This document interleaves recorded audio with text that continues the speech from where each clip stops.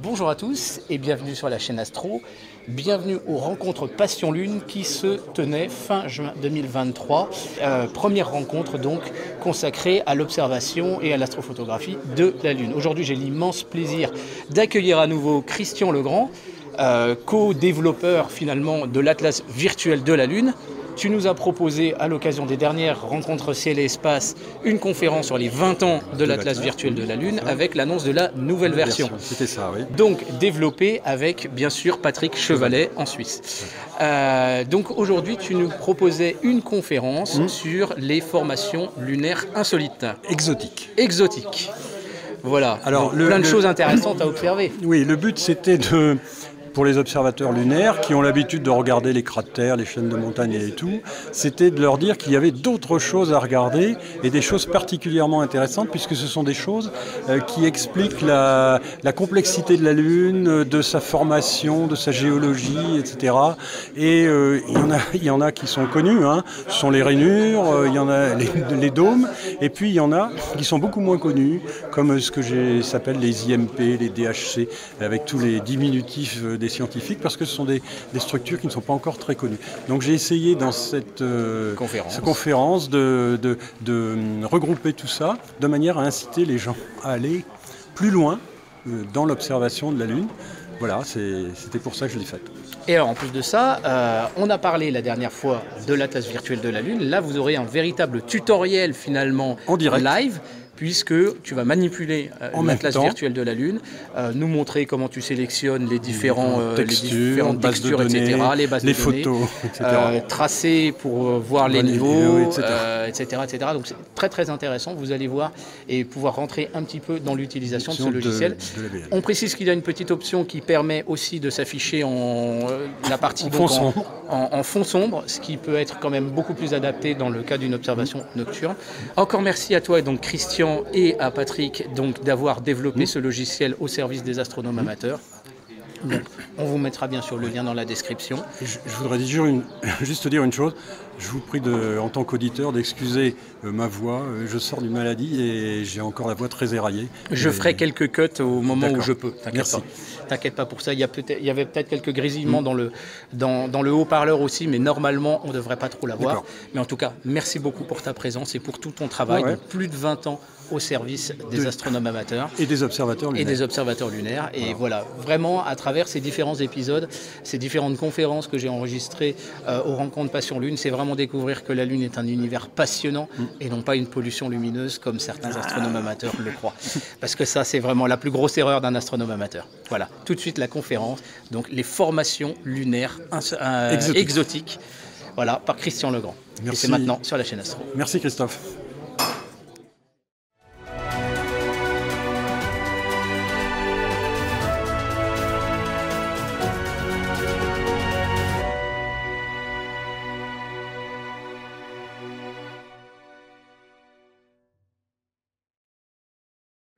Bien, bonjour à tous.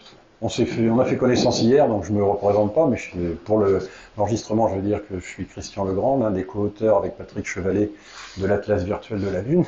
Et aujourd'hui, dans le cadre de la RPL, je vais vous présenter un PowerPoint que j'ai fait spécialement, parce que celui que vous avez vu hier, c'était un PowerPoint que je fais souvent pour présenter la Lune en général. Et là, c'est des focus sur des choses intéressantes à regarder. Donc voilà, je vous propose de commencer et je vous prie d'excuser une fois de plus la vilaine toux qui m'accompagne. On y va. Voilà. Bon, alors, déjà, quand on voit les formations visibles à l'œil nu, on ne distingue pas grand-chose, hein, à part les mers, la couleur claire des hauts plateaux, et puis parfois des petits spots qui correspondent à des éjectats autour de certains cratères, mais c'est à peu près tout. Avec un instrument, voilà ce que donne environ la Lune à 80 fois, et là, en grossissant un peu plus, on peut voir des mers, les chaînes de montagnes, les cratères de façon un peu plus précise, et puis des détails, et puis des formations un peu bizarres qui ne ressemblent ni à des chaînes de montagne, ni à des cratères. Alors, si vous êtes un peu blasé de regarder des cratères qui, après tout, ont toujours soit un pic central ou un fond plat, ou bien des montagnes comme ça, eh bien, il y a quand même savoir qu'il y a des formations un peu exotiques qui vont vous permettre de renouveler l'intérêt que vous avez à l'observation, dans l'observation lunaire. Alors, tout d'abord, vous pouvez essayer de voir certains jeux de lumière. Alors, l'un des premiers, c'est ce qu'on appelle les pareidolie, c'est-à-dire l'impression sur le globe lunaire de voir des figures dessinées par les mers. Alors là, il y en a quelques-unes, hein. Elles sont très américaines. Donc vous avez une dame qui est ici, hein, avec sa chevelure et son visage. Ici, vous avez les yeux d'un homme, son nez, la bouche. Et ici, vous avez un deuxième homme qui ricane salement, qui louche un peu. Hein. Bon. Alors il y a aussi, par exemple, en Chine, on voit un lapin. Donc vous avez, selon les civilisations, ce qu'on appelle des pareidolies, c'est-à-dire des formes évocatrices pour le cerveau humain, mais qui n'ont bien entendu aucune réalité physique, hein, puisqu'elle s'est simplement due à des différences d'albédo. L'albédo, c'est le pouvoir de réflexion du sol lunaire. Alors après, vous avez des jeux d'ombre. Et ça, c'est créé au moment du terminateur, hein, quand le terminateur sur certaines régions. Et, vous en avez quelques-uns qui sont très connus. Vous avez par exemple le X de Purbach. Alors, c'est aux environs des cratères Purbach. Alors, on pourra regarder avec l'Atlas tout à l'heure, mais je vais le réserver pour d'autres. Vous avez le V, le V de Huckert. Alors, je ne sais plus où il est. Pardon ? À côté d'Igunus. Oui, d'accord, oui, c'est ça. Et vous avez le K de Reichenbach. Mais alors, vous comprenez bien que ces jeux de lumière, il faut être pile au bon moment. Et ça se joue à 1 heure. Hein. Donc il faut guetter et puis jusqu'à ce que ça arrive. Alors il y en a un qui est très connu, et donc je suis content, j'ai trouvé sur internet une photo c'est le pont de Honel. Est-ce que vous voyez le pont qui est ici? Ah oui, là c'est pas top. Hein. Évidemment, là, avec le peu de contraste qu'il y a, ça sort pas, ça du tout. Bon, ben, je vous le remettrai. Ou alors, il faut que qu'est-ce que je peux faire? Attendez, vous avez une seconde? On va tricher. On va tricher. Alors, ben, c'est pas mieux, il n'y a pas beaucoup de contraste. Parce que ici, on voit une ombre en forme de pont.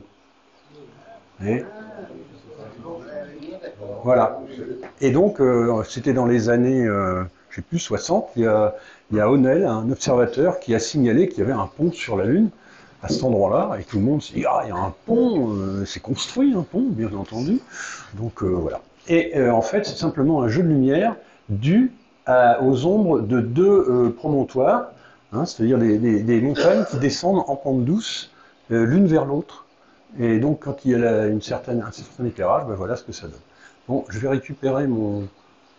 Ah oui, non. Attendez, hop. Bon, c'est pas grave. Je vais passer à la suivante.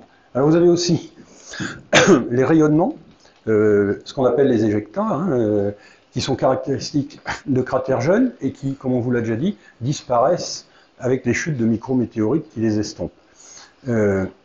Alors, généralement, ce sont des traces de retombées de matériaux de faible taille. Hein. C'est des petits cailloux ou des poussières ou des choses comme ça.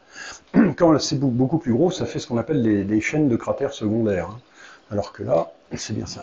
Et ça peut s'étendre sur des milliers de kilomètres, puisque vous avez par exemple ici un éjectat de Tycho qui va à peu près jusqu'au pôle nord de la Lune. Donc, c'est-à-dire qu'il fait... on pourrait le faire avec l'Atlas, tiens, c'est une idée ça. Alors l'Atlas, il est là, voilà. Donc on va faire vite fait. Voilà, donc Tycho est là, il va jusque là. Je prends outil, mesure de distance. Je vais de Tycho à... Ça, c'était pas prévu, c'est le clic droit. Faire escape. Alors je refais mesure de distance.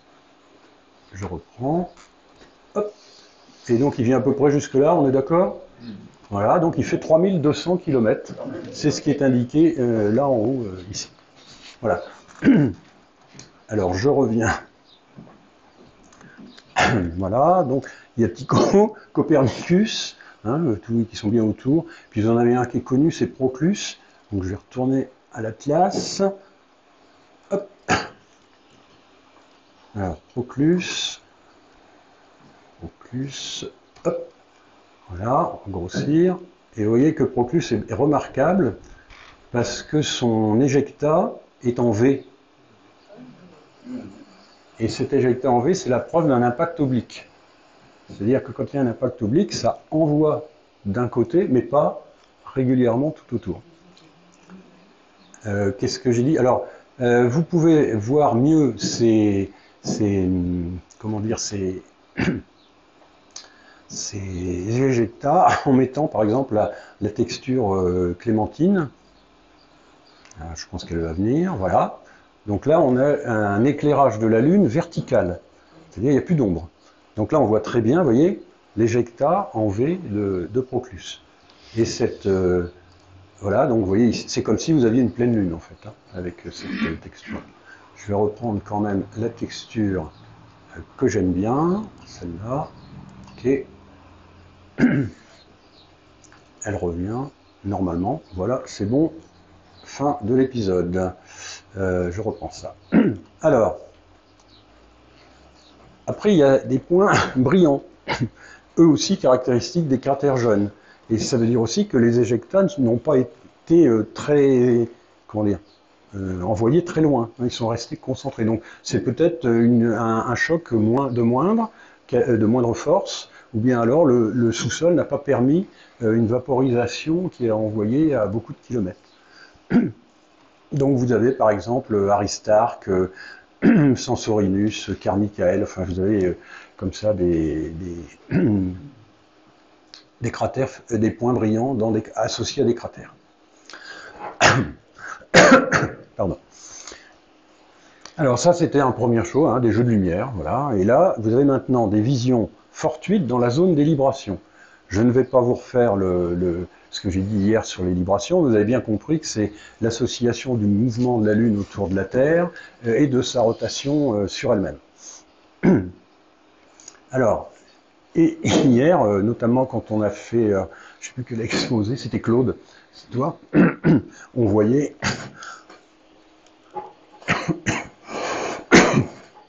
des mers sur les bords de la Lune. Vous vous rappelez, il y avait donc à gauche, il y avait marée orientale qui avait changé d'orientation, c'est le cas de le dire. Et puis sur la droite, vous en aviez trois. Il y avait marée Humboldtianum en haut, marée Smithy en dessous, et tout en bas, il y avait marée australe. Donc voilà, ça c'est une photo de marée orientale hein, qui est prise alors lors d'une libration très favorable. Le centre de la mer est situé à 94 degrés de longitude ouest. C'est-à-dire qu'il est 4 degrés au-delà du bord lunaire. Donc vous comprenez bien qu'il faut que la libration soit favorable pour qu'on récupère ces 4 degrés.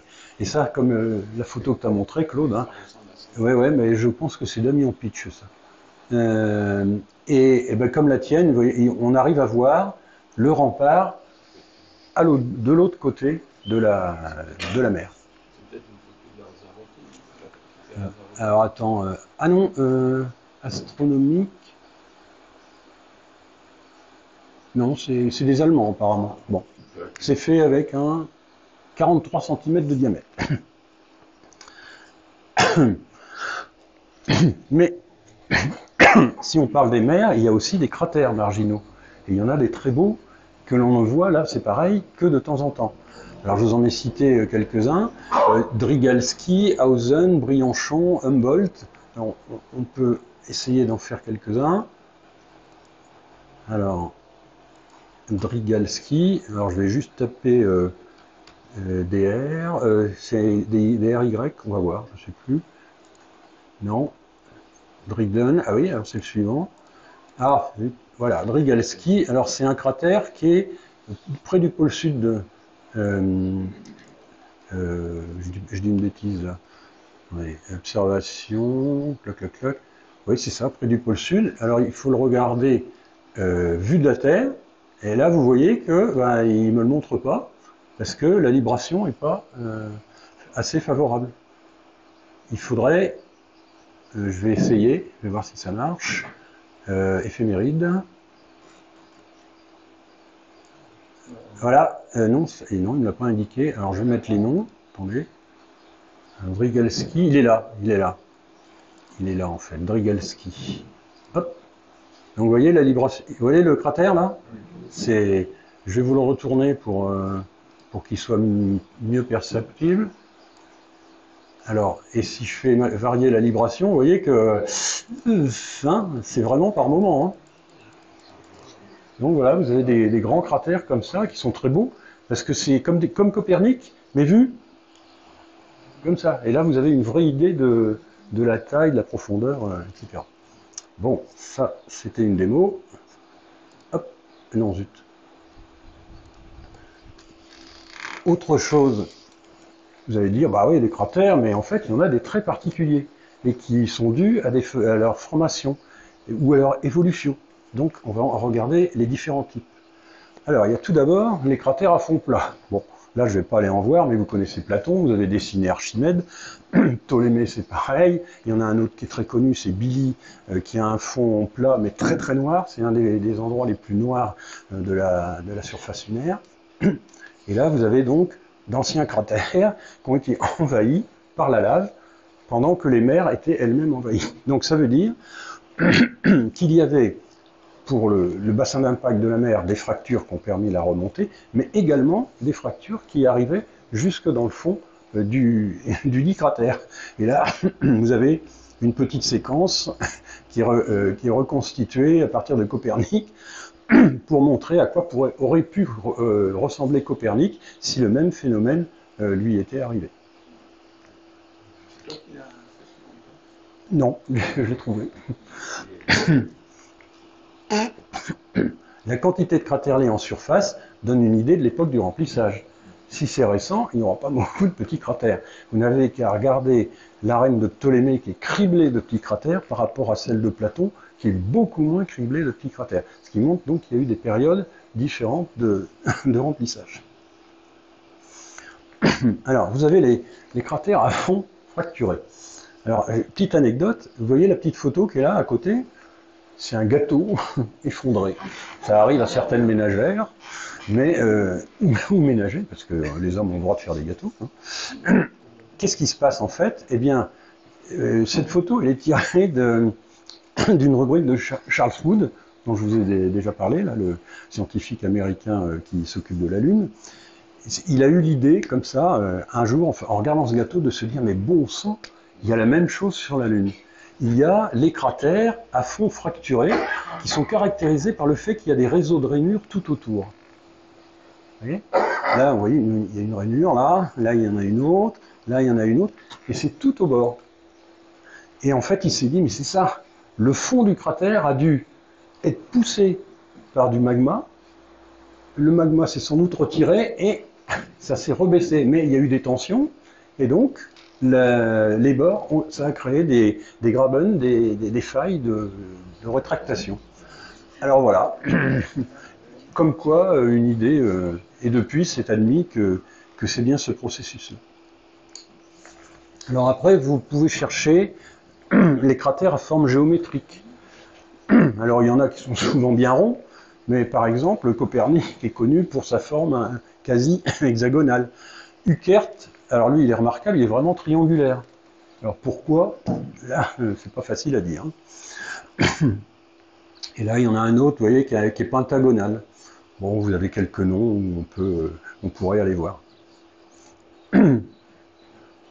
Ah, les fameux cratères concentriques. L'énigme des cratères concentriques. Voilà, vous avez des vues en gros plan prises par la sonde Helero de Hésiodus A. Alors, c'est un nom qui est très connu parmi les observateurs lunaires. Et on voit très bien donc ce cratère, avec au centre cette espèce d'anneau. Alors, plusieurs hypothèses, bien entendu. 2 météorites qui sont tombés exactement au même endroit, mesurer la probabilité. Hein. Qu'est-ce qu'il y avait d'autre? Il y a une autre hypothèse, dont je vous l'ai dit après. Alors, ce qu'il faut remarquer, c'est qu'ils sont situés sur le rivage des mers. Il n'y en a pas en plein milieu des mers. C'est toujours assez près du bord des mers. Et alors, les sondes ont permis de montrer que la composition de l'anneau était identique au reste. C'est-à-dire que ce n'est pas un matériau qui a été apporté. Hein. Donc, l'hypothèse actuelle, c'est que quand le fond du cratère était encore un peu meuble au moment de l'impact, ça a provoqué en même temps une remontée de magma en dessous. Et ce qu'il faut voir, c'est que la taille alors, une remontée de magma annulaire, et ce qu'il faut voir, c'est que la taille des cratères concentriques les place entre les craterlets en forme de bol et les cratères à fond fracturé. Ils sont entre les deux. Et les cratères à fond fracturé sont aussi souvent au bord des mers. Posidonius, Gassendi, tout ça. Donc, ce qui veut dire que, en fait, c'est peut-être une étape, enfin, comment dire, une sorte qui se cale entre les cratères à fond fracturé et les craterlets normaux. Alors, les plus connus, c'est Hésiodus A. Il y a Marthe aussi. Je vais peut-être aller voir Marthe pour changer.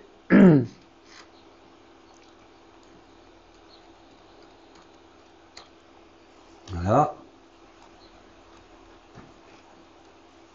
Il est beau, hein? Il n'est pas grand, celui-là. Il n'est pas grand, non? Alors, il n'est pas grand. Il fait... combien il fait? Zut, c'est où la taille? Identité, description, position, atlas.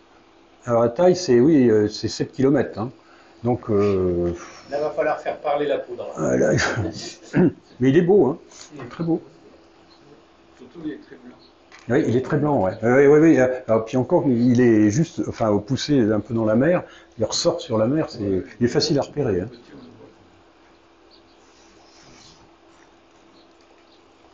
Bon. Pardon. Les cratères fantômes, ça vous connaissez, je pense. Hein. Ce sont des cratères anciens qui ont été créés auparavant et qui sont ensuite engloutis par la lave marine qui les submerge presque complètement. Alors il y en a quelques-uns qui sont très connus. Voilà. Là je vous ai mis l'Amont, hein, qui est pas loin de Arago, mais il y en a d'autres. Hein. On peut aller voir par exemple Kiss et Flamsteed P.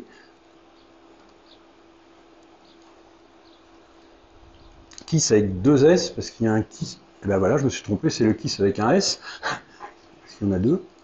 Voilà. Kiss, c'est un magnifique cratère fantôme. Hein.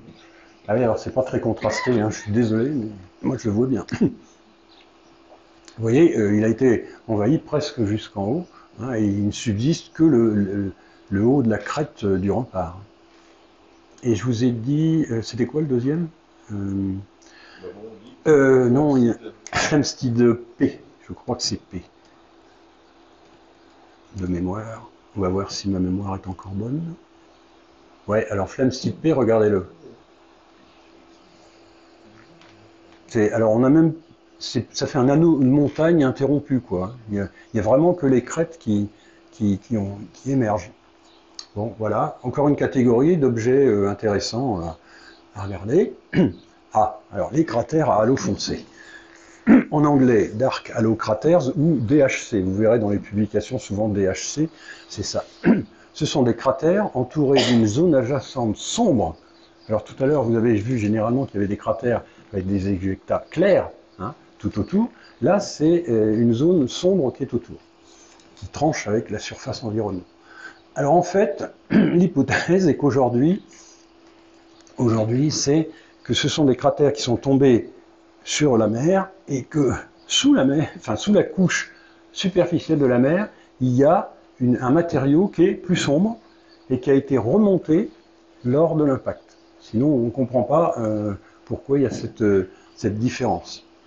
Alors, je sais pas, voilà, ça montre dans les structures géologiques sous-jacentes excavées par l'impact. On va essayer de voir Beaumont-L.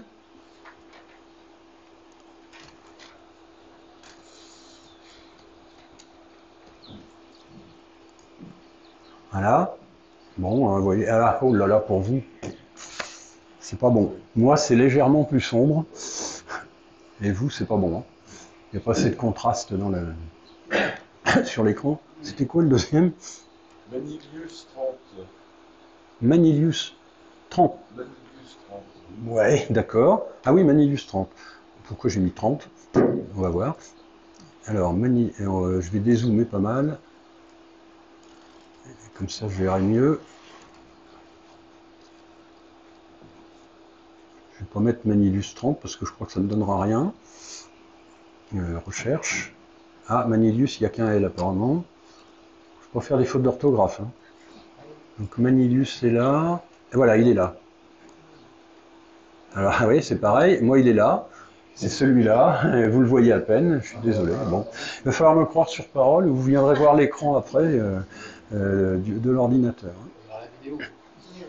Oui. Ah oui, mais... Copernic H. Copernic H. Bon, allez. On a déjà du retard. Là, vous m'en faites prendre encore plus. Alors, Copernic H. On va voir. Ah, il faut mettre Copernicus H. Voilà. Ah oui, oui, bah moi il est bien. C'est un cratère à l'eau foncée, mais c'est celui-là. Vous voyez le petit point rouge là? Il est là, autour, il y a un cratère. Bon. Désolé, on fera tout à l'heure. Ouais? Ouais, point rouge, ouais. C'était le point rouge. Bon, allez. Alors, il y a aussi quelques cas de cratères imbriqués. C'est-à-dire qu'on a eu des impacts qui sont produits presque au même endroit, à des périodes différentes, et avec des angles d'impact différents. Donc ça donne des choses un peu spéciales. Là, je vais vous les montrer. Il y a Enzel, Héraclite, Guibalo, par exemple. Pardon? Ouais, ça fait le logo Mercedes. Ah, ça fait le logo Mercedes. Ah, mais écoutez, on va le rajouter dans la liste des... pas des lettres, mais logo Mercedes. C'est intéressant, ça. Alors, Enzel, Héraclite, ça, c'est les deux plus connus. On va noter la paternité Oui. de la découverte. Voilà, donc vous voyez, voilà, Enzel.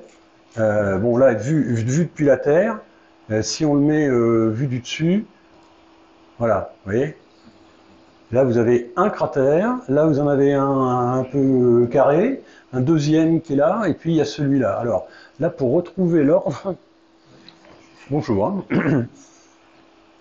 Alors, en utilisant la stratigraphie, hein, comme je vous ai dit, j'ai indiqué, Enzel. Ah, zut, c'est pas ça.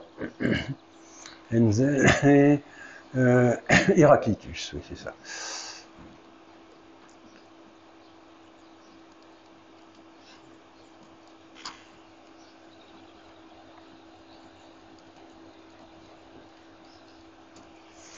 Voilà, celui-là est pas mal non plus. Hein. Là, il faut expliquer encore bah, c'était le Mercedes que vous aviez avant, donc c'était Héraclitus. Donc voilà, il y en a 5-6 qui sont comme ça. On a l'impression que c'est pas des cratères, mais des blocs. Hein, c'est étonnant, hein, comment la succession a modelé la forme à l'intérieur. Ah, Schiller, je l'ai dans une autre catégorie. Mais, pardon, il arrive. Non, c'est ici. Voilà. Voilà. Les impacts obliques. Donc, bah, Schiller est le plus connu. On voit très bien qu'il est allongé. Alors, ceci dit, on ne sait pas s'il y a eu deux choses très proches qui sont arrivées et qui ont fait cette grande balafre. Hein. Bon, c'est le plus connu, il est dans le sud de la Lune, il crève les yeux, enfin, mais il faut attendre 4-5 jours après le premier quartier, et là il commence à être visible.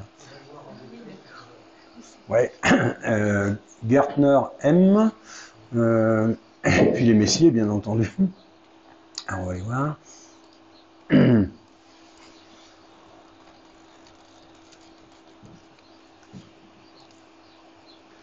Alors, Gärtner M, c'est ça. Voilà, donc ça veut dire que ça... Il est assez ancien, puisque vous voyez qu'il n'y a plus d'éjecta. Et puis il y a plein de petits cratères qui ont été refaits autour. Mais on peut dire aussi qu'il est peut-être un peu avant la mer, puisqu'il y a moins de cratères sur la mer que là tout autour. Donc vous voyez, on peut s'amuser. Dans quel sens était l'impact? Bah, alors, vous dire, c'était forcément sur cette ligne-là, mais si c'était plutôt par là ou de l'autre, là, étant donné que ça a l'air de se tasser, de faire des plis par là, je dirais que ça viendrait plutôt de la gauche. Mais bon, c'est une hypothèse personnelle. Alors oui, les messiers, bien entendu. Ah. Mais les messiers, vous les connaissez par cœur. Hein. Ah. Ah zut. Messiers, il n'y a pas de i. Voilà, donc voilà les messiers. Vous voyez bien là. Donc là, il y a eu. Alors, regardez, ça c'est remarquable. Est-ce que c'est deux qui sont arrivés ou un qui a rebondi? Alors, il y a l'hypothèse, hein, comme quoi il y a eu un rebond. Alors, ce qu'il faut voir, c'est les éjectats qui sont derrière. Étonnant, hein. Vous avez celui-là qui semble venir plutôt de ça, et celui-là, on ne sait pas, plutôt de celui-là. Et alors, celui-là est remarquable. Alors, comme on peut zoomer. Ah, bah, c'est l'occasion de vous montrer jusqu'où on peut zoomer. Tiens. Allez, on va y voir. Ah, c'est un peu trop quand même. Là, on voit bien les détails qu'il y a à l'intérieur. Et, vous avez vu, il y a cette crête au milieu qui est vraiment étonnante. Et l'autre. Bon, là, on est à 40 mètres par pixel. Hein.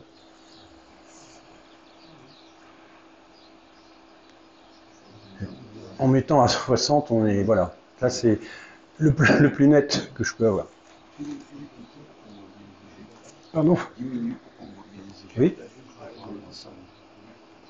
Ça va loin, hein? Ça va très loin, hein? Enfin, les éjectats vont jusque là. Ok? Bon, je reprends l'exposé. Les chaînes de cratères, donc, soit sont des cratères primaires, c'est-à-dire que c'est une rafale de mitrailleuse qui est arrivée de l'espace, ou soit des chaînes de cratères secondaires, c'est-à-dire, comme je vous disais, un gros cratère qui envoie une giclée de roches, certaines se suivent et ça donne. Alors, ça c'est Catena d'Avis, c'est la plus connue, visible dans un instrument, allez, 150 mm quand même, hein, pour la voir à peu près. Mais après, vous en avez des grandes, hein. Vous avez Vallis recta, Catena abulfeda, on va les voir vite fait. Donc, Vallis recta, vous avez déjà entendu parler, je pense, non? Voilà.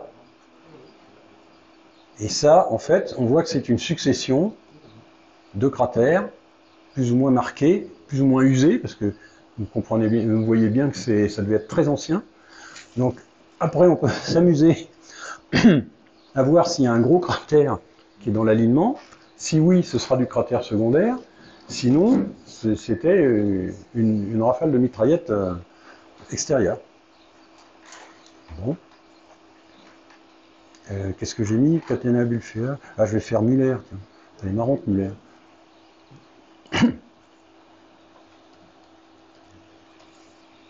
Alors, moi j'appelle ça Catena Muller, parce qu'elle est près du cratère Muller, mais elle n'a pas de nom. Elle n'a pas de nom.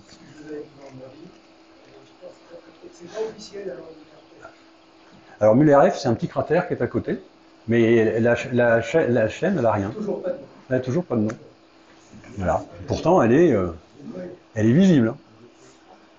Hein. Alors, bon, je repars. Hop. Catena d'Avis, je vous en ai parlé. Ah oui, Berfeuilly. Oh oui, c'est beau ça. Excusez-moi, je digresse. Berre effeuillé. Alors, regardez là. Regardez si c'est beau. Joli ça. Hein. Alors, les deux cratères là sont très faciles à trouver. Donc, ça donne une idée de où elle est. Alors, il faut un éclairage assez rasant, bien entendu, pour bien la détecter. Et, alors, ça continue une rainure. Alors, c'est étonnant parce que une rainure, c'est endogénique, alors que la chaîne de cratère, elle est exogénique. Hein. Ça vient de l'extérieur, alors que l'autre, ça vient de l'intérieur. Bon, voilà.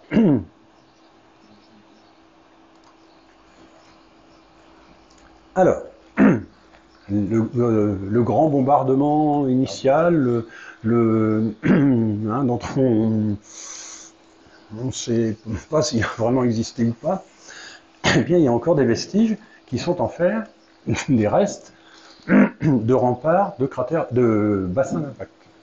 Donc ça, Claude, il en a parlé hier.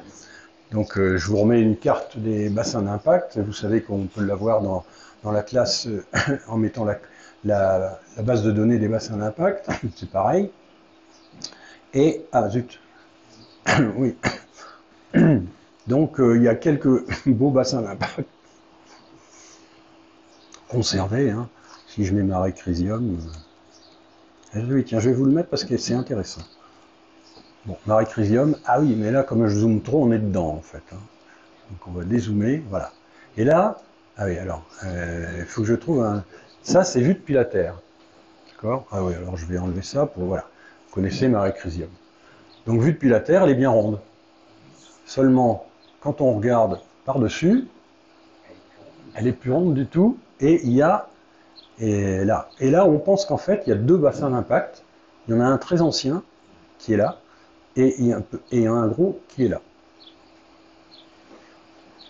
Mais ça, c'est grâce aux sondes, quand on voit cette photo-là, qu'on commence à se poser des questions. Ça pourrait pas être un impactobite?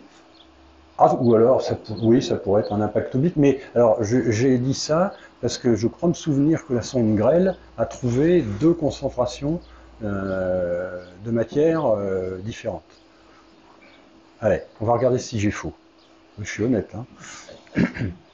Donc, ce qu'on va faire, c'est qu'on va mettre la base de données des bassins d'impact.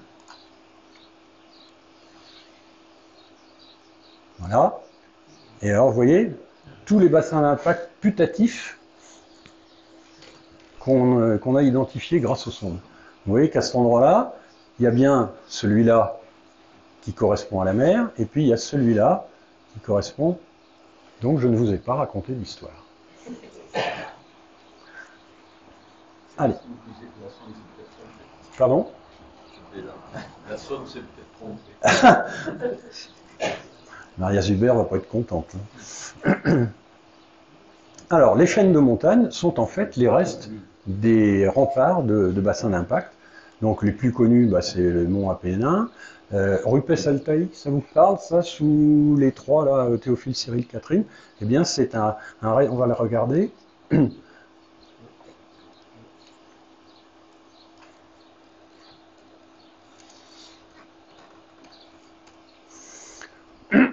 Voilà, donc Rupes Altai, c'est ça. Et vous voyez que ça correspond au bassin d'impact de Mare Nectaris, qui est là. Donc on voit très bien qu'il y avait un premier anneau, alors un deuxième anneau, puisque là vous en avez un, et là vous avez le reste du deuxième anneau correspondant à l'ancien bassin d'impact. Donc là vous avez des témoignages du grand bombardement initial qui a donné naissance au bassin d'impact.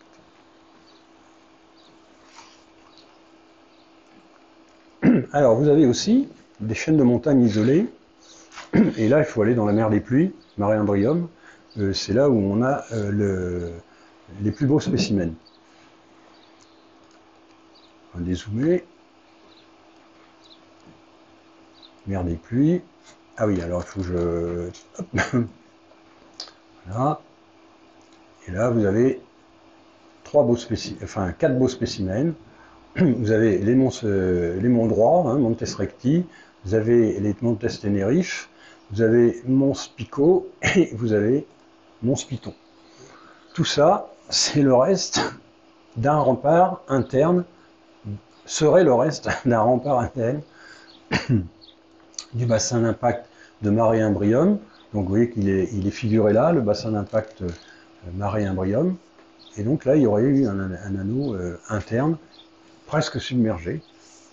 Et là, vous avez deux... Alors là, il y en a un qui est vraiment putatif, hein, c'est-à-dire que c'est parce qu'on a détecté des choses qu'on pense qu'il y en a un là. C'est le bassin d'impact Fitzgerald-Jackson. Et là, vous avez le bassin d'impact Iridum, puisqu'il a donné naissance à Sinus Iridum, hein, cette remarquable formation sur le bord de Mare Imbrium.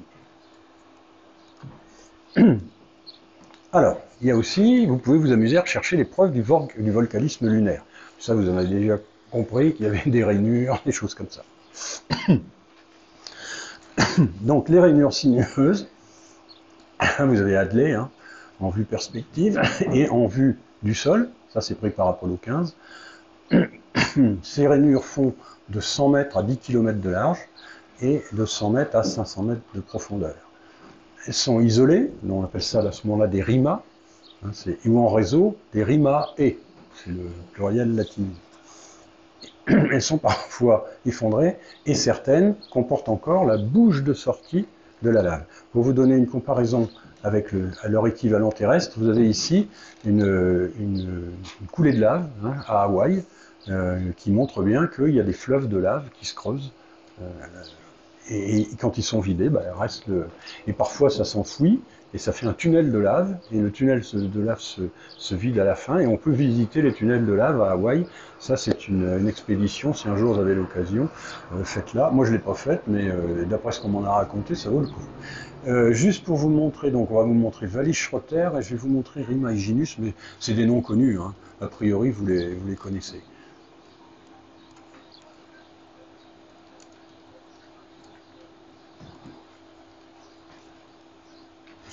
Voilà, l'orthographe. Ah, Schroeter, c'est pas Schroeter. Voilà, c'est Schroeteri. Ah, ouais. Bon, allez, vous la connaissez celle-là. Hein. Elle est près d'Aristarque, Hérodote, et vous avez la vallée de Schroeter qui est là. Magnifique rainure sinueuse, avec la bouche qui larguait les laves, et le fleuve de lave, qui comporte en plus, vous allez voir, c'est étonnant, qui comporte en plus une petite rainure intérieure. Mais alors ça, vous ne la verrez jamais. Hein. Ça, c'est grâce aux sondes qu'on sait ça. Donc, vous avez eu un énorme fleuve de lave qui a dû se tarir, puis il y a eu un petit sursaut qui a provoqué à l'intérieur de la première la genèse de cette petite rainure après. Alors, pour vous montrer une idée, vue de dessus, je dézoome, c'est quand même un beau réseau. Hein. Ça, c'est vu de dessus. Hein.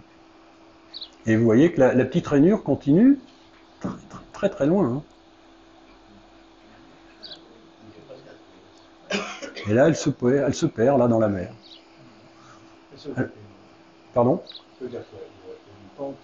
Ah ben, il y a une pente, oui. Ça coule, évidemment, dans ce sens-là. Oh, elle est pas. Alors, elle n'a pas besoin d'être très importante, parce qu'ils ont fait des expériences avec les échantillons, une partie des échantillons ramenés par Apollo, et on s'est rendu compte que les laves qui ont donné naissance aux mers, certaines devaient être aussi fluides, d'après ce que j'ai lu, que de l'huile de table. Vous voyez, l'huile de table, ça coule quand même relativement bien. Ça peut... et n'oubliez pas une deuxième chose, quelqu'un l'a dit hier, quand on pense sur la Lune, il faut penser gravité 1/6 plus faible. Donc, oh, on y va. Qu'est-ce que j'avais dit, Wallis-Schroeter et Hyginus, oui. Ah. Zut.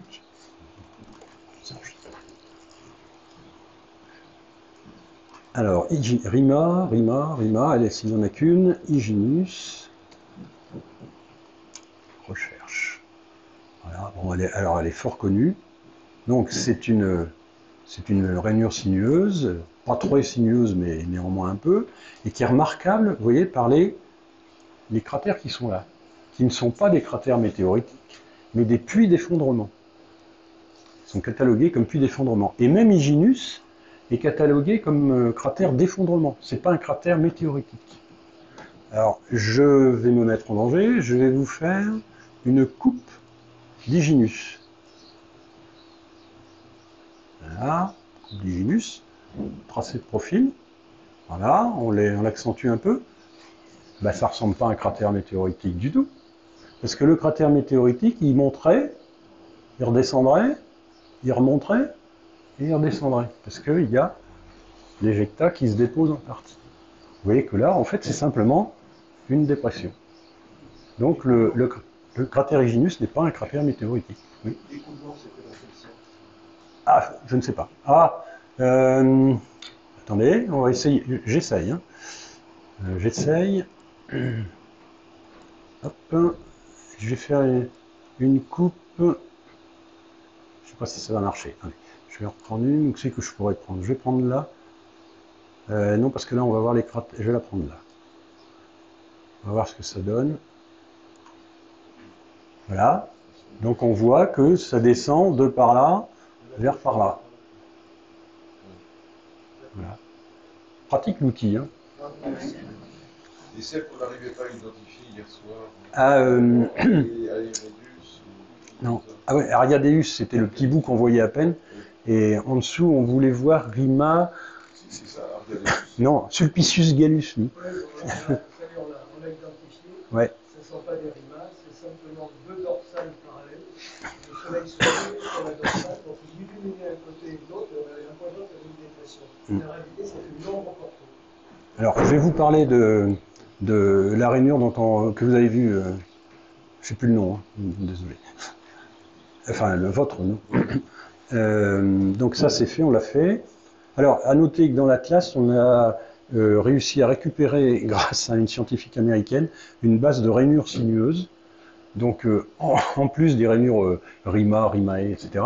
Et ces rainures, à elles, ils font 100 mètres de large et 500 mètres de long, quoi. Donc, c'est des toutes petites rainures qu'elle a identifiées en scannant systématiquement la surface des mers, puisqu'il n'y en a pas dans les hauts plateaux. Alors, les dômes lunaires, bon, on en a déjà parlé, Claude, GG, tout le monde en a parlé, j'en reparle très rapidement. Donc voilà, ici vous avez une vue oblique sur Monstrumker, qui est le complexe de dômes le plus remarquable, parce qu'il est grand, hein, il doit faire 50 km ou quelque chose comme ça. Donc, quand c'est comme ça, c'est un bouclier volcanique, c'est-à-dire ça a poussé en dessous, mais il n'y a rien qui est sorti. Et parfois, vous avez en plus des dômes où vous avez un cratère au sommet, et là, il y a pu y avoir émission de cendres, ou bien même émission de lave. Donc les plus connus, Monstrumker, je ne vais pas le mettre. Je vais vous mettre les dômes de Cauchy, le dôme d'Hortensius, par exemple. Zut.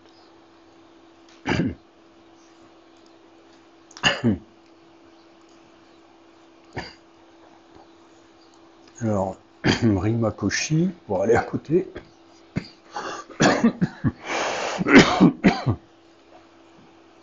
Ah, pour un blanc.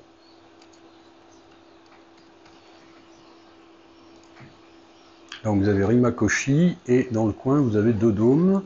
Ah, je les trouve. Voilà, il y en a un qui est là. Alors je sais pas si vous... Oh là là. Bon. Bah il est là. Voilà. Désolé. Il est là. C'est dommage. Hein. Qu'est-ce que... Un autre qui serait plus visible. Rima Cauchy. Bon, si je mets les dômes de Marius... Ah, je vais vous mettre Méronté. Alors là, Méronté. Ça, il faut que vous alliez voir Méronté. Il y a pas de... Quand vous pouvez. Alors, Méronté, il est remarquable parce qu'il est bien visible. Ah, oui, il faut lui montrer l'espace. Et il est pointilleux, l'Atlas. Hein, il ne faut pas le... Regardez ça. Il était pas beau, celui-là. Donc, là, vous le voyez, là. Là. Mouais. Hein? Ah, il est pas beau. Oh, tiens. Regardez ça. Hein? Un vrai volcan. Il est beau, celui-là. Pardon? Non, c'est un dôme. Là, vous le voyez, certains vont le voir en creux. Ça va arriver. Parce qu'il est isolé sur une surface plane. Ah oui, il est illuminé par la gauche. Voilà. Et donc, si votre cerveau vous dit en premier, c'est un creux, c'est mort. Vous fermez les yeux 10 secondes, vous les rouvrez, puis vous avez l'esprit libre, et normalement, ça doit revenir en tant que cratère. Il est illuminé par la gauche. Ouais. Voilà, illuminé par la gauche, c'est ça. Et en fait, tu vois le cratère qui est effondré. Ouais, regardez. Et tu comprends bien qu'il voilà. Hop. Comme les volcans d'Aubert. Voyez? Voilà. Ah oui, alors comme il est petit, la précision est beaucoup moindre. Donc le creux n'est pas si creux que ça. Mais en fait, ça, c'est parce que le modèle numérique de terrain qu'on utilise pour tracer les profils, il n'est pas assez précis. Il faudra en prendre un plus gros. Mais celui-là fait déjà 2 gigas. Et le suivant, il en fait 15. Donc on ne l'a pas mis. Donc là, tu peux le mettre en demi-fou. Oui, oui, oui, en une fois. Voilà.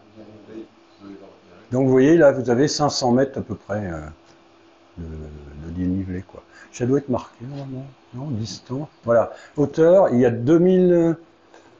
Non, non, ah oui, c'est à l'endroit où on se trouve. Qu'est-ce qu'il fait? Voilà. Donc là, on est à moins 2600 mètres. Et là, on est à moins 2100. Donc c'est ça, c'est ce que je vous disais, 4 à 500 mètres de diamètre. C'est bon? On continue. On arrive au bout, hein. Les dépôts pyroclastiques. Alors ça, wow, ça a l'air d'un nom barbare. Qu'est-ce que c'est que ça? Eh bien, en fait, ce sont des dépôts de cendres, parfois associés à une caldeira, c'est-à-dire à une bouche volcanique, mais pas toujours. Alors, vous en avez par exemple comme celui qui est là, qui est dans Lacus Aestatis. Vous voyez, ça fait une zone un peu plus sombre. Un peu plus sombre. Ouais, ok. Et puis alors, on va aller voir par exemple le Alphonsus, qui est le prototype des dépôts pyroclastiques associés à une bouche. Alphonsus, alors pas Alphonsus lui-même, hein, mais dans l'arène d'Alphonsus. Voilà, ça, là on est dans Alphonsus, hein. Donc il faut que je dézoome pour que vous voyez tout. Voilà, vous voyez Alphonsus? Alors, Ptolémée, Alphonse, Arzakel, Alpetragnus et Alphonsus. Et regardez, dans Alphonsus, vous avez 4 taches noires. Et si vous zoomez sur ces taches noires, eh bien vous voyez des calderas associées. Et donc ça, c'est d'anciennes bouches qui ont émis des cendres volcaniques qui sont déposées. Pardon? Là, il y a un pic central, ouais. Donc c'est un cratère qui était profond, avec un pic central, qui a été envahi par la lave en partie. Il ne reste plus que le petit sommet du pic central. Et puis, la mer a dégazé et a provoqué des éruptions de cendres à plusieurs endroits. Enfin, la mer, le fond encore malléable, on va dire, a dégazé. Voilà, alors c'était les dépôts pyroclastiques. Alors après, il y a des structures tectoniques, hein. On a vu les structures exogéniques, hein, les cratères, etc., les bassins d'impact, les structures volcaniques, les dômes, les rainures sinueuses, les dépôts pyroclastiques, et maintenant il y a des structures tectoniques, c'est-à-dire qui sont associées à des mouvements, non pas de la croûte lunaire, parce qu'il n'y a pas de tectonique des plaques à la surface de la Lune, mais il y a quand même des tensions qui se créent dans les terrains, et là vous avez deux ou trois sortes de... Je ne sais plus ce que j'ai mis dans le... Donc vous avez des vallées d'effondrement entre deux failles, et là monsieur va être content parce qu'on va aller voir Rima Ariadeus, dont il a vu le début apparaître hier soir. Elle était encore dans l'ombre. Alors, Ariadaeus.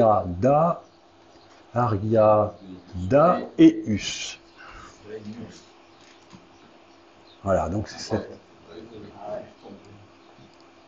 Voilà. Donc, ce qu'on a vu hier soir, c'était le petit bout qui commençait à apparaître ici. Mais donc, ce soir, vous allez voir tout ça, et vous verrez sans doute le début de la rainure d'Hyginus. Voilà. Donc, alors, Rima Ariadeus, c'est carrément un graben, hein. On va zoomer un peu. Alors, regardez cette intéressante situation. Vous aviez un graben bien continu, et puis il y a dû y avoir un mouvement qui fait que il y a eu un décalage qui s'est créé entre les deux. Autre chose remarquable, vous avez ici ce qu'on appelle une dorsale, hein, c'est-à-dire une butte, et vous voyez que la rainure, elle, passe au-dessus. Alors pour expliquer ça, on cherche. Donc elle est très intéressante à regarder, hein. Et alors ce que je voulais vous faire, je vais le prendre ici.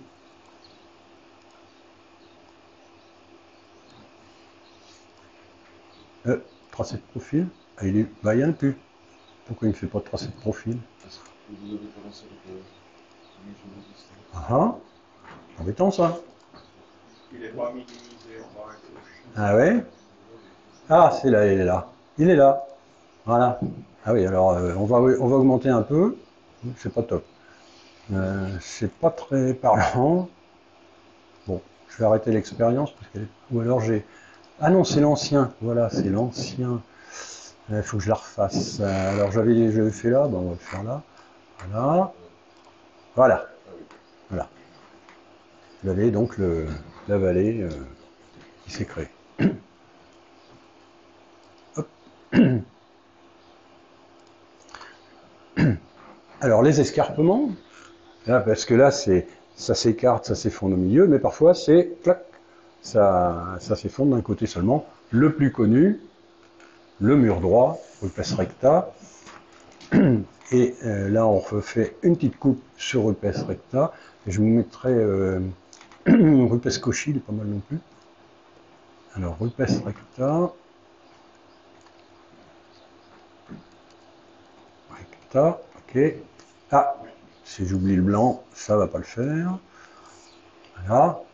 Bon, il est bien connu. Alors sur cette texture-là, il est éclairé par de la gauche, donc de l'ouest, et donc on voit la face éclairée, la face de la pente. Mais bien entendu, si c'était dans l'autre sens, là ce serait noir. Et c'est d'ailleurs un point qui est très intéressant à faire. C'est une petite expérience que vous pouvez faire. Il faut regarder rupes recta pendant plusieurs jours. Et vous allez voir, il est noir, il est noir, il est noir, puis il va y avoir un soir où il va être blanc. Donc à ce moment-là, vous regardez à quelle date ça s'est produit, vous cherchez ce qu'on appelle la colongitude, et puis vous arrivez à déduire la hauteur d'éclairage du soleil, et bien entendu, pour avoir passé si c'est une falaise, pour passer instantanément du noir à l'éclairé, il faudrait que le soleil soit juste au-dessus. Si c'est une pente, le soleil éclaire, mais là il crée une ombre, vous voyez. Et puis il va monter dans le ciel lunaire, il y a un moment où le soleil va raser la pente. Et puis il monte encore un peu, et là il éclaire. Donc en connaissant la hauteur du soleil, eh bien, vous pouvez vous amuser à avoir une idée de la pente du mur droit, qui n'est pas du tout une falaise. Alors, on va faire un... Alors, vu que j'ai grossi beaucoup, j'espère que ça va marcher. Voilà. Alors, en réalité, la pente à cet endroit-là. Ah, c'est pas du tout une falaise, hein. Ouais, c'est ça. Ouais. Donc, c'est... Mais ça, c'est une expérience que vous pouvez faire vous-même. Et j'ai dit aussi, vite fait, rupes cauchy. Ben ça va, j'ai que Cauchy a tapé. Voilà. Voilà, c'est pareil, c'est un mur en 2 étages, apparemment. Il est bien. Rupes liebig.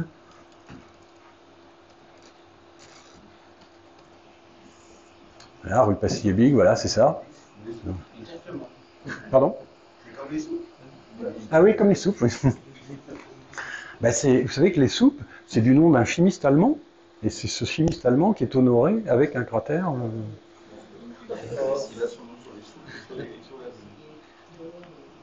Bon, je pense pas, je sais plus. En tout cas, c'est rigolo. Alors les dikes, parfois vous avez des remontées de magma qui ne se produisent pas dans le fond d'un cratère ou dans une mer, mais à un endroit. Et ça crée des dénivellations entre 2 terrains. Alors là, le pont de Buliadus, je ne vais pas vous le mettre parce que vous n'allez rien voir. Mais sachez que je vais vous montrer quand même. Allez, on va essayer. Ah, qu'est-ce que je... Attendez, je vais faire quelque chose. Hop. Et je vais mettre... Alors, je vais les zoomer. Clac, clac. Je vais mettre une texture que je ne vous ai pas encore montrée, qui est quand même assez remarquable, et qui a été faite à partir des photos de la sonde LRO, des photos de la sonde japonaise Kaguya. Ils ont créé un modèle numérique de terrain, et ils ont recréé une carte. C'est-à-dire ce que vous allez voir là, ce n'est pas une photo, mais une création informatique. Alors, elle est où? Lola Kaguya Shed.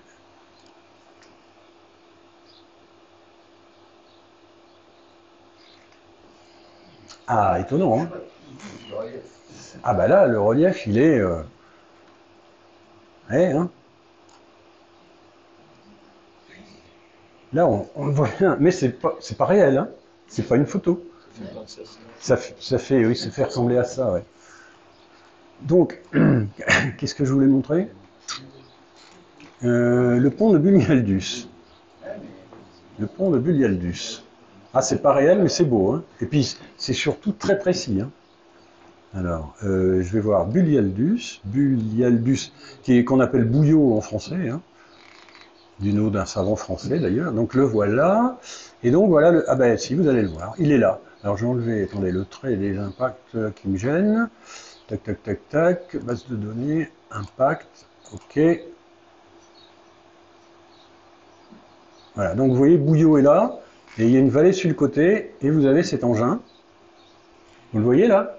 Ça fait comme une espèce de, pas un pont, mais une surélévation. C'est très joli à voir. Et le pont, et donc c'est sans doute qu'en dessous, il y a eu un dike, c'est-à-dire une remontée de magma, et qui a poussé en haut, mais ça n'a pas été plus loin que ça. Et le dike s'est solidifié et c'est resté. Donc avec cette texture-là, on le voit bien.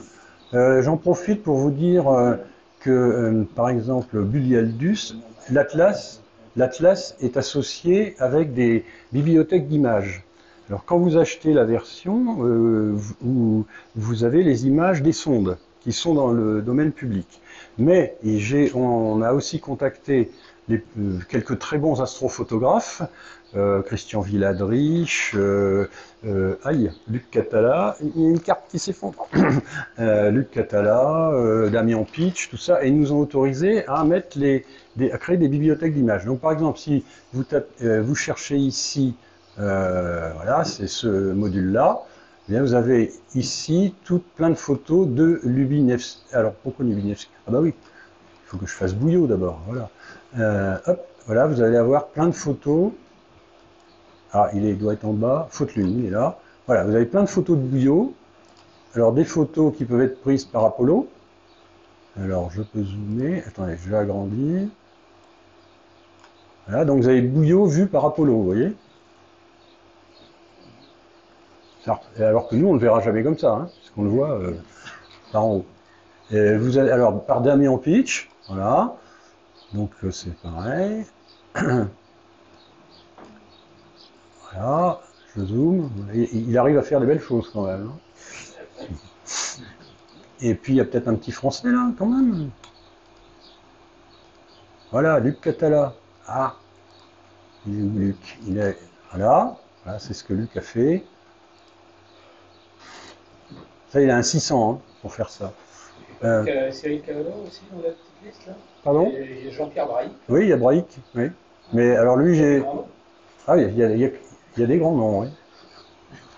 Donc, alors, ces bibliothèques d'images, vous pouvez... Alors, comme il y a les copyrights qui restent pour les auteurs, ne sont pas dans l'Atlas. Par contre, vous avez l'autorisation de télécharger la bibliothèque. Et ils sont d'accord, hein, bien entendu, les autorisations ont été demandées. Donc ça, c'est un autre détail que je voulais vous dire avec l'Atlas. Hop, on revient. Ça va, là hein j'arrive au bout de mon heure. Les dorsales marines. Donc vous avez vu que dans les mers, il y a des espèces de grandes lignes en relief, qu'on appelle les dorsales. Donc ça peut être dorsa quand c'est un réseau, et ça peut être dorsum quand c'est... Oh, pardon. Quand c'est une dorsale seule. Et on va, avec la texture Kaguya, on va voir ça facilement. Je dézoome. Hop. Et on va aller voir Imbrium. Voilà, vous voyez, les dorsales, c'est tout ça. C'est ce genre de choses. Alors bien entendu, c'est pas haut. 100 mètres, 200 mètres. Et c'est assez étalé, donc il faut un éclairage particulièrement rasant pour bien les voir. Et hier, on avait un cas tout à fait génial. Apparemment, il y avait deux dorsales un peu parallèles qui étaient juste au terminateur. Donc elles projetaient une ombre et on avait l'impression qu'en fait, il y avait une vraie vallée entre les deux, alors que c'est simplement une dorsale et une autre dorsale et la mer normale entre les deux. donc à observer au terminateur le plus possible. Alors, dernière catégorie, eh bien, il y a des formations toujours incomprises. Et alors là, ça vaut le coup d'aller voir ce que ça peut être. Alors, vous avez des formations qu'on appelle les swirls, ce qui veut dire un peu tourbillon en anglais. Ce sont des figures apparemment très claires et sans relief. Alors, c'est pire que les évectas, quoi. Alors aujourd'hui, l'hypothèse la plus admise, ce sont des dépôts de poussière canalisés par des anomalies magnétiques du sol, peut-être dus à d'anciens tubes de lave ou à une composition particulière du sol. On n'a pas trouvé de meilleure explication. La plus connue et la seule que vous pourrez voir, c'est Rainer Gamma sur la face visible. Là, il faut que je change à tout prix de texture, parce que là-dessus, on verra rien. Je vais prendre celle-là. OK.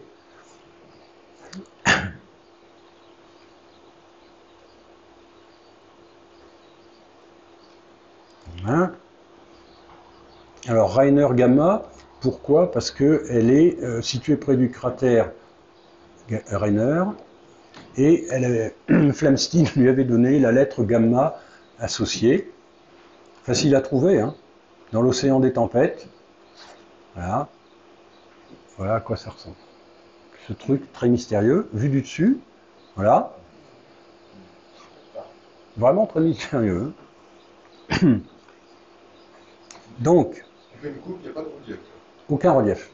Alors, je sais pas, j'ai peut-être ça. Ah zut, il faut que je fasse Rainer Gamma, voilà. Alors, qu'est-ce que j'ai comme photo de Rainer Gamma? Ah oui, c'est là, faute lune. Alors, j'ai Damien Pitch, j'ai pas de LRO. Ah, c'est dommage. Bon. Alors, je l'ai pas là-dedans, mais il y a une photo de LRO qui est prise en oblique, et on voit que c'est plat. Donc, des poussières en suspension dans l'exosphère lunaire, c'est-à-dire la très très faible atmosphère qu'il peut y avoir, qui sont canalisées par des anomalies magnétiques, qui font des boucles magnétiques. Alors, il y a au moins une vingtaine d'études sur Rainer Gamma, hein, et puis on cherche. Hein. Et actuellement, c'est l'hypothèse admise. Donc voilà, les swirls. Alors, si vous voulez en voir d'autres, ben vous achetez un grand vaisseau spatial d'Elon Musk et vous essayez d'aller faire le tour de la Lune, parce que tout le reste est dans les mers, dans les librations, les mers des librations. Donc, voilà. Alors, il y en a des petites près de Lorman et Sirsalis, mais ça n'a rien à voir avec Rainer Gamma. Ah, aïe. Alors là, il y a les IMP. Ça veut dire en anglais Irregular Mare Patch. Tache marine irrégulière. Pas très parlant. Hein. Alors, ce sont des figures d'albédo clair. Il y en a 3 d'observables sur la face visible. 3. Et qu'est-ce que c'est? Alors, vous la voyez cette photo-là? Est-ce que certains voient que c'est une espèce de cratère avec des monticules à l'intérieur, ou est-ce que certains voient que c'est un mont avec des espèces de cratères au-dessus? Ah ah. Eh bien, en fait, c'est un creux avec des monticules à l'intérieur. Pour garder les cratères autour et puis voilà, excellente méthode. Donc, vous voyez ce truc-là? Et en plus, ça fait 3 km. Vous allez voir, même l'Atlas, il rend l'âme, là. INA, ça s'appelle.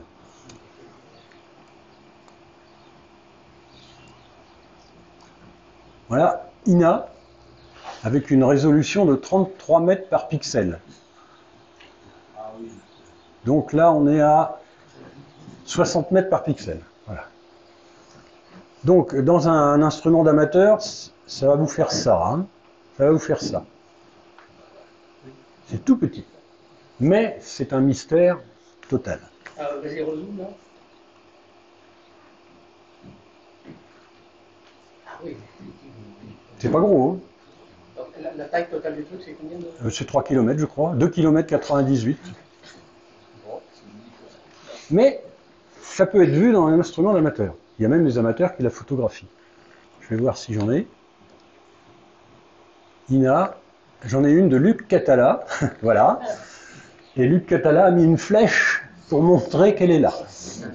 Fait avec son 600 mm. Hein. C'est faisable. Ok. Donc Ina, je reviens.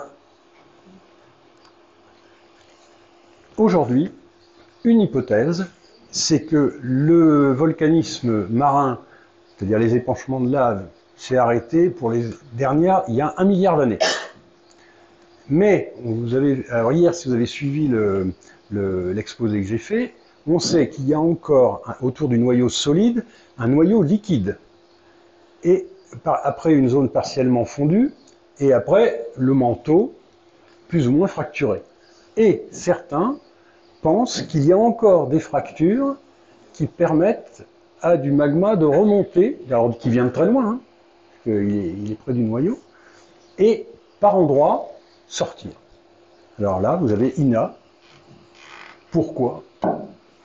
Et puis, je vais vous mettre Saucigénès. Saucigénès. Alors ça, c'est le cratère. Il faut que je le trouve. Parce que, à côté, voilà. Vous avez cette espèce de rainure tout à fait bizarre. Vous voyez là? Donc là, sans doute, il y a eu un tube de lave qui s'est effondré. Là, il y a eu un écartement. Enfin, il y a des choses bizarres, hein, géologiquement. Et alors, l'IMP de Saucigénès, c'est la petite tache blanche qui est au milieu. Alors vous, là, vous allez avoir un peu de mal. Je vais grossir. Ah non, ça donne rien. Hein. Elle est là.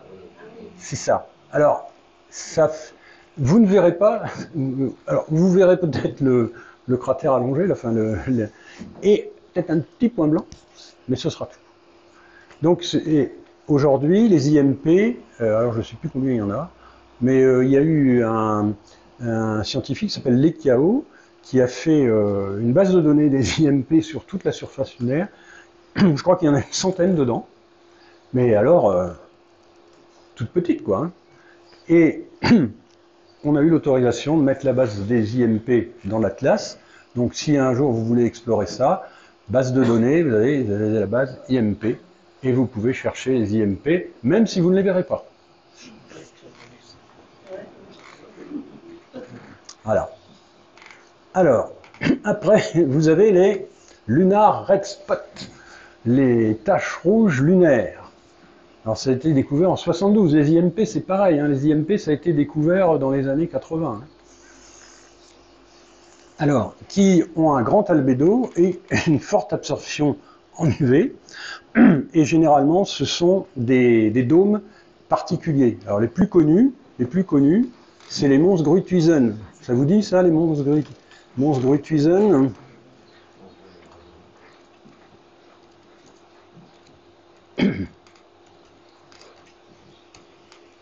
Voilà, vous avez les deux monts Gruithuisen, le gamma et le delta.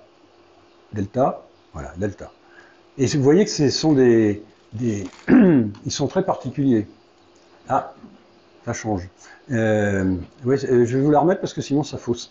Vous voyez, ils ont des pentes très fortes.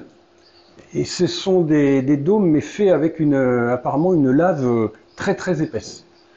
Et en UV, il y a un point UV ultraviolet qui est important. Alors, je m'y connais pas trop. Bah oui, c'est ça que... Parce qu'ils ont une forte absorption en UV, est-ce qu'ils apparaissent trop en spectro? C'est ça. C'est ça. Donc, volcanisme silicique visqueux, point d'interrogation. Voilà, mal compris. Bon, Ben, on arrive au bout. Donc vous avez vu qu'avec les formations exotiques, si vous en avez marre de regarder les cratères normaux, vous avez de quoi vous amuser. Et en même temps, ça vous montre bien la complexité de l'histoire de la Lune, des phénomènes qui peuvent encore se produire, etc. Alors, je suis d'accord, hein, pour les trouver, il y en a certaines, c'est à la limite comment dire, il faut un bon instrument, quoi. Et puis des bonnes conditions, hein. Assez peu de turbulences, enfin, encore, comme hier soir, ou encore moins qu'hier soir. Et je ne peux que vous conseiller de vous aider avec l'AVL pour les trouver, bien entendu. On espère qu'on vous a convaincu et on vous remercie pour votre attention.